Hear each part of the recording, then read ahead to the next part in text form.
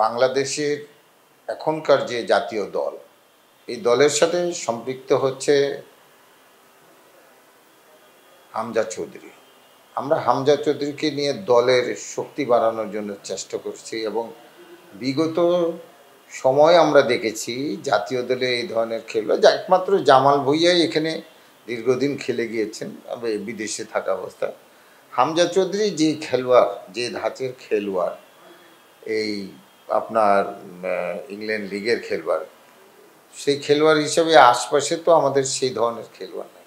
সে কতটুকু ভালো করতে পারবে সেটা হলো টিমের উপর নির্ভর করে।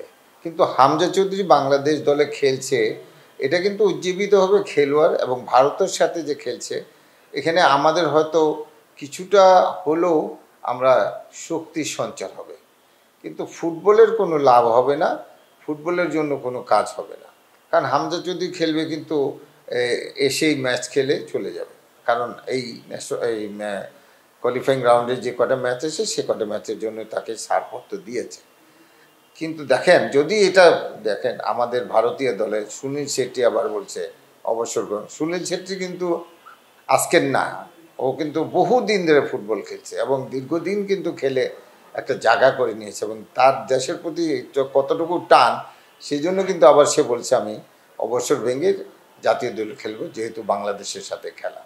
এটা হলো তার ইন্সপিরেশন না, এটা হলো তার নিজের দেশকে সে কতটুকু ভালোবাসে সেটা তা প্রমাণ করে দিয়েছে।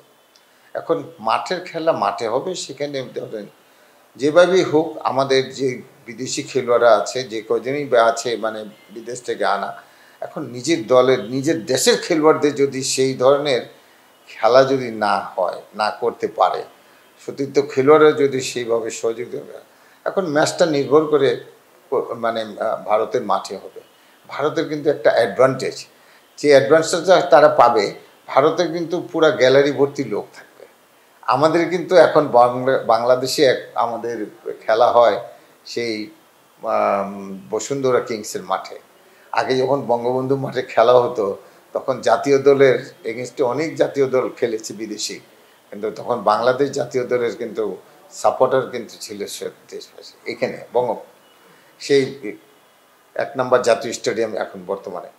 যেই হোক, এখন ম্যাচটা কতটুকু কি হবে এটা 25 তারিখেই বোঝা যাবে, কিন্তু আমি মনে করি যে বাংলাদেশি ফুটবলের জন্য কোনো লাভ হবে না।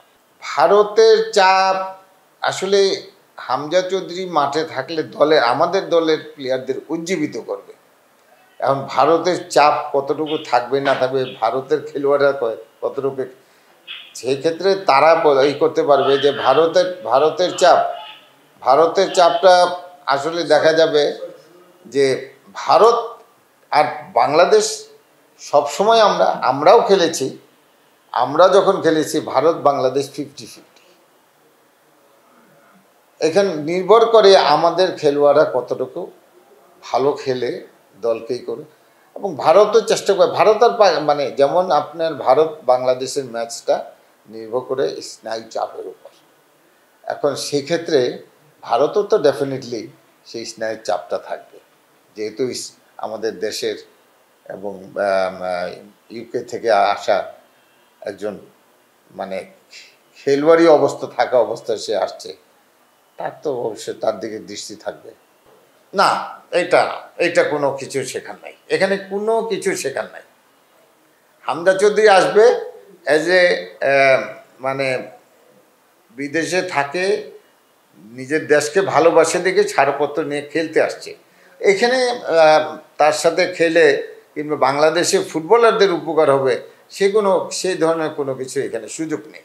হামজা চৌধুরীর পাশে খেলতে পারছে, তারা উজ্জীবিত হবে।